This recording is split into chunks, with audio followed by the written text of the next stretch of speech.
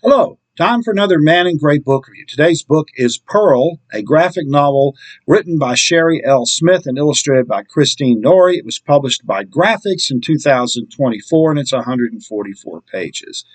This book tells the story of Amy Hakata. She's a Japanese American teenager living in Hawaii in 1941. Her parents have just had a baby brother. She's just had a baby brother. And everything seems normal. Everything's going around fine. But then she finds out, or the family finds out, that the grandmother who lives on a farm near Hiroshima is very ill, and they need some help taking care of her. Well, the parents can't go because they have a infant to take care of, so they send Amy to Japan to meet with her family. She's never been to Japan before. And so she goes there, and the idea is that she'll stay for a few months and help take care of their grandmother. But of course, at the end of 1941, the unthinkable happens to Amy. The Pearl Harbor occurs. Suddenly, they're at war, and she can no longer go home. She's stuck there in this farm out near Hiroshima. And she's torn because she considers herself to be an American, but she's also proud of her Japanese heritage. When she first gets there, she has difficulty communicating with her other family members. Even though she speaks Japanese, she speaks a different dialect than what they speak there. And so it takes her a while to kind of figure out what's going on. Eventually, the authorities realize that she is an American and can speak English, and so they force her to go to Hiroshima and put her in a dorm with a bunch of other English-speaking Japanese immigrants and force her to do translation work and record propaganda broadcasts. And at first, she's reluctant to do this, but she feels like she doesn't have a choice. But at one point, a relative of hers shows up who chose to leave America and come to Japan. Rather than be interred in a internment camp. And he tells her that her parents and their baby son have been locked up in an internment camp. Well, this infuriates her. She feels like her country has betrayed her, and so she switches sides and becomes an enthusiastic propaganda broadcaster for the Japanese. And this becomes even more so when she gets a letter informing her that her baby brother has died.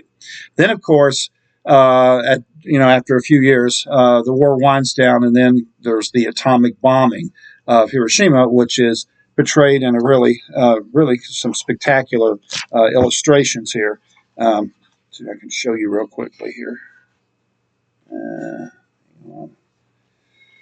Here's the atomic bomb cloud, and then here we have her surviving in the debris field. She was far enough away from the bomb blast to be burned slightly, but not killed by the explosion. So she goes back.